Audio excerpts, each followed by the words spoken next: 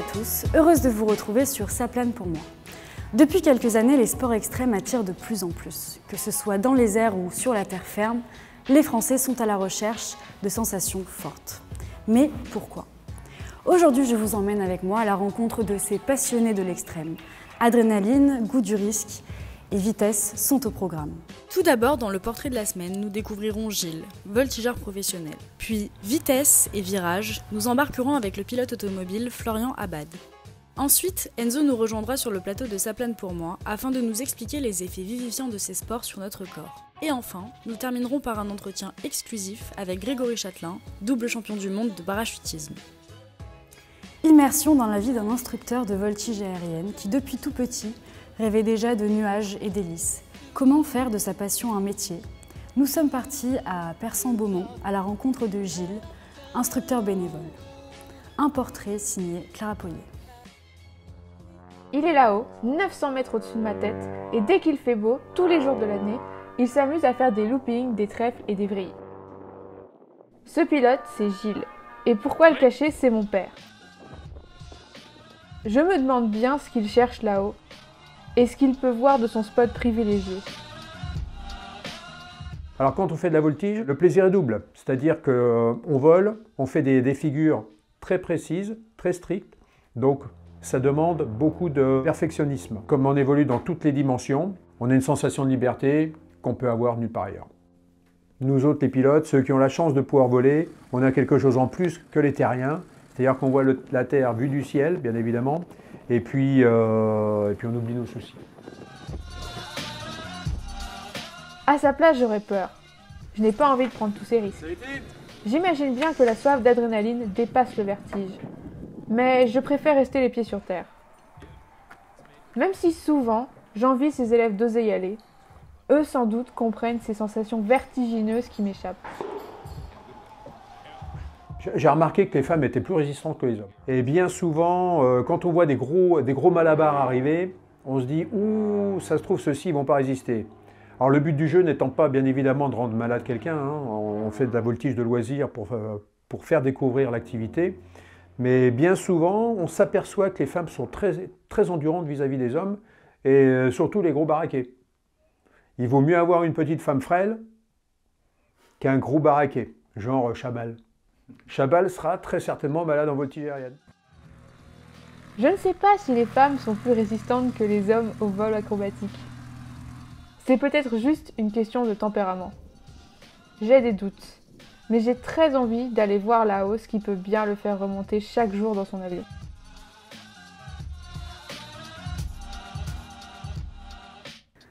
Une citadine dans un circuit automobile, ça vous paraît impossible? Eh bien pourtant, ça existe. Arrivé 3e à la Coupe de France de Peugeot 206, Florian Abad nous explique pourquoi ce choix de voiture assez étonnant et comment il a réussi à obtenir cette place. Un reportage de Amy Mauduit. Florian est ingénieur commercial et rêvant depuis son enfance d'adrénaline et de vitesse, c'est à une activité toute particulière qu'il s'adonne durant son temps libre. Passionné par les courses automobiles, il s'est lancé le défi de construire lui-même sa voiture. C'est alors une longue rénovation qui s'est offerte à lui pour rentrer dans l'éthique des courses automobiles. Après le karting, le midget et le rallycross, il se lance dernièrement sur des circuits en Peugeot 206. Un choix peu commun, et pourtant c'est une voiture qui est fiable, peu chère, et surtout qui allie plaisir et compétition. C'était ma 206 de tous les jours, hein, je l'utilisais pour travailler et pour aller chercher du pain. Et du coup, je me suis lancé un défi, je me suis dit pourquoi pas la transformer et faire du circuit.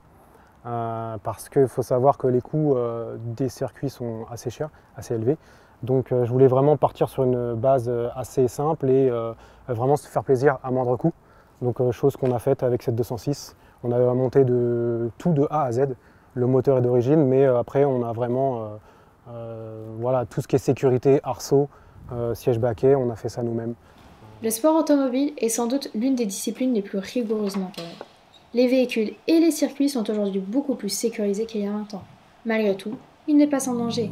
Un écart de route, une erreur d'inattention, un problème mécanique sont des exemples parmi tant d'autres dont les pilotes automobiles ont pleinement conscience de ces risques. Florian, quant à lui, a dû faire face à une perte de plaquettes de frein lors d'un de ses entraînements. Alors, c'est des problèmes qui arrivent souvent, non. Là, c'était vraiment faute à pas de chance. Les plaquettes, c'est important. On a toujours besoin de frein, surtout quand on arrive dans un virage. Là, c'était le cas. Heureusement qu'il y avait les graviers, parce que sinon, je pense que je ne serais pas là aujourd'hui pour en parler. C'est alors que survient l'adrénaline. Un sentiment qui pousse à son extrême limite, mais qui permet aussi de dépasser ses peurs et d'aller encore plus loin pour toujours essayer de faire mieux. On ne peut pas vivre sans. Une fois qu'on a une passion, n'importe quelle passion, mais là, le sport automobile, vous avez une passion et vous ne pouvez pas vivre. On vous retire la passion, vous êtes en manque de quelque chose. Donc c'est ce qui nous anime, effectivement, c'est vraiment dangereux, mais c'est ce qui procure aussi cette envie d'y aller. Voilà.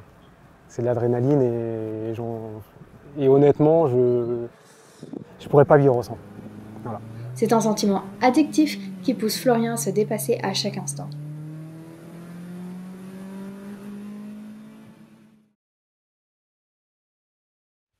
Alors bonjour Enzo, merci d'être parmi nous. Bonjour Lucie.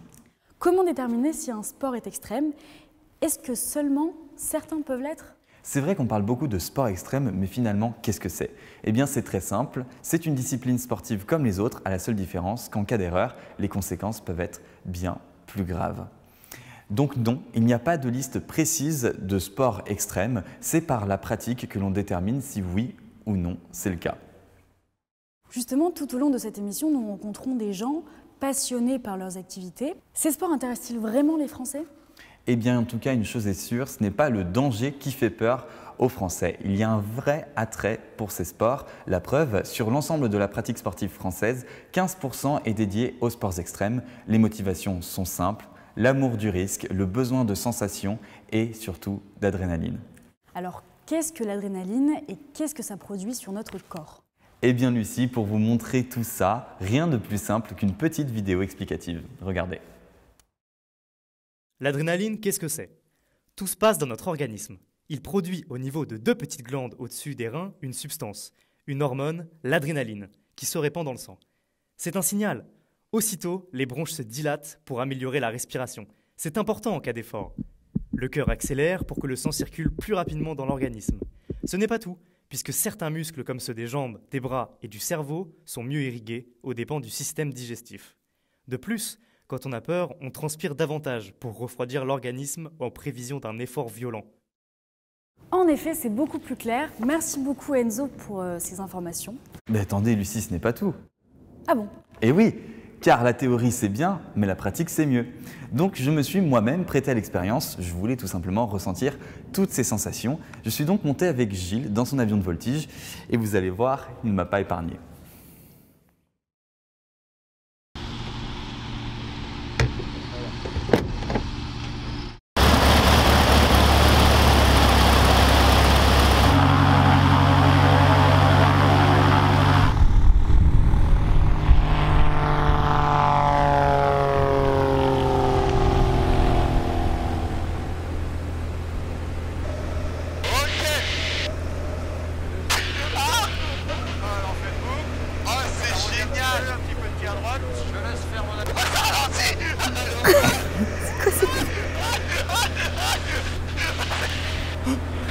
Oh non! Ah bordel de merde! Ah bordel de merde! Ah moi je suis trop bien! Alors comment je me ressens? Je sens léger, c'est beaucoup d'émotions, c'est beaucoup de surprises, c'est beaucoup de joie. C'est fou ce qui se passe. C'est juste fou. Allez, pour finir, je vais t'offrir un tour de machine à laver. Ok. Ok. Ok, la machine à laver. Ouais. Alors ça va tourner dans tous les sens, hein. Oh, mais qu'est-ce que c'est ça? C'est pas possible! Mais ça doit être horrible! Oh.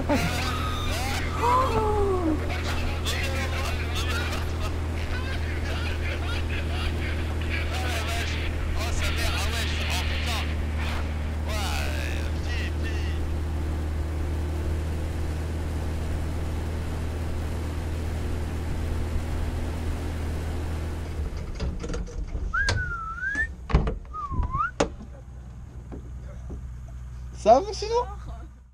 Alors, qu'est-ce que vous avez ressenti? Un sentiment général? Enfin, c'est quand même une expérience hors norme. En fait, c'est fou, mais on se sent tellement léger parce qu'en fait, on est collé, on est serré dans l'avion et chaque mouvement, on fait corps avec l'avion, avec la machine et c'est vraiment magnifique. C'est beaucoup d'émotions. Tous les cris que vous entendez, c'est des cris de joie. De joie, de peur aussi. Mais quand même, c'est vraiment content. Puis c'est des sensations folles. Là, pour le coup, l'adrénaline, vous le sentez en fait. Mais en tout cas, c'est vrai que c'était une expérience formidable. Et l'adrénaline, en fait, c'est à ce moment-là qu'on comprend que c'est pas forcément qu'une molécule. C'est pas que de la réaction scientifique et physique. C'est aussi l'accumulation d'un sentiment de peur, de stress. Et tout ça, c'est ce qui constitue ensuite l'adrénaline. Et l'adrénaline, évidemment, qui va être tout de suite liée à la joie. En tout cas, je suis très heureux et honoré d'avoir fait ça pour Saplane pour moi.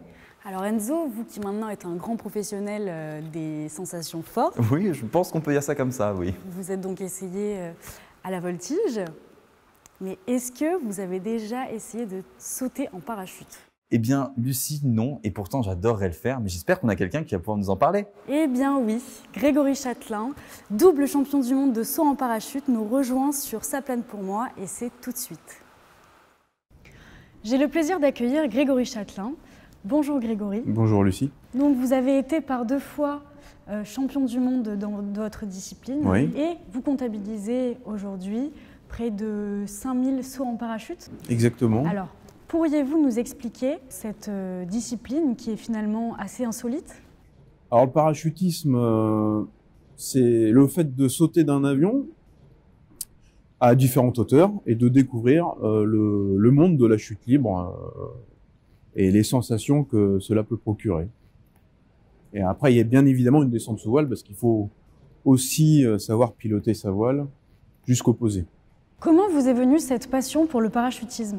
C'est lié à mon enfance, mon père était pilote, donc j'ai connu très jeune le monde de l'aviation. Et naturellement, après, j'ai désiré découvrir ce monde insolite et rempli d'adrénaline. Voilà, je saurais l'expliquer autrement. Vous avez participé à de nombreuses compétitions. Comment se déroulent-elles? J'ai fait des compétitions nationales et internationales. Internationales avec l'équipe de France. Nationale lorsque j'étais militaire dans l'armée de l'air pendant une vingtaine d'années. Alors ma discipline consistait à faire des figures avec les parachutes, donc voile ouverte, et à venir s'accrocher les uns avec les autres. On avait un programme imposé de plusieurs figures et il fallait les répéter un certain nombre de fois et pendant un temps imparti. Aujourd'hui, vous ne pratiquez plus ce sport dans le cadre compétitif, mais est-il encore présent dans votre vie?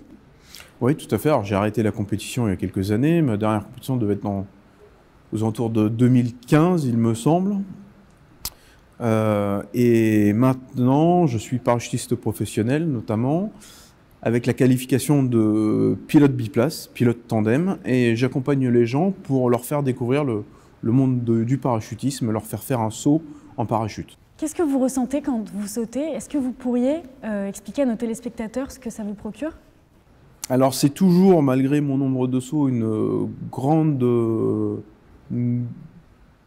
sensation, beaucoup d'adrénaline, toujours les mêmes ressentis, l'accélération, le plaisir de chuter, et puis après le plaisir aussi de piloter son parachute, donc sa voilure, sa voile, parce qu'on peut la diriger, et puis c'est tout un ensemble en fait. C'est une discipline qui est assez hors du commun, bien évidemment, et c'est pour ça qu'on la pratique. Qu'est-ce que vous souhaiteriez dire, qu'est-ce que vous aimeriez dire à ceux peut-être qui hésitent à s'essayer à ce sport qu'est le parachutisme? Alors, c'est un sport, c'est une discipline que beaucoup de personnes peuvent essayer, sauf évidemment contre-indication médicale, mais une discipline qui est sûre, parce que le matériel est vérifié, contrôlé, est bien encadré, exécuté par des gens qui ont un savoir-faire et de l'expérience. Et puis au moins le tenter une fois dans sa vie, c'est une expérience qu'on n'oubliera pas. Voilà. Bien écoutez Grégory, merci d'avoir été avec nous. Ben, je vous en prie Lucie, c'est un plaisir. Saplane pour moi, c'est fini pour aujourd'hui. Merci de nous avoir suivis et on se retrouve la semaine prochaine pour un nouvel épisode.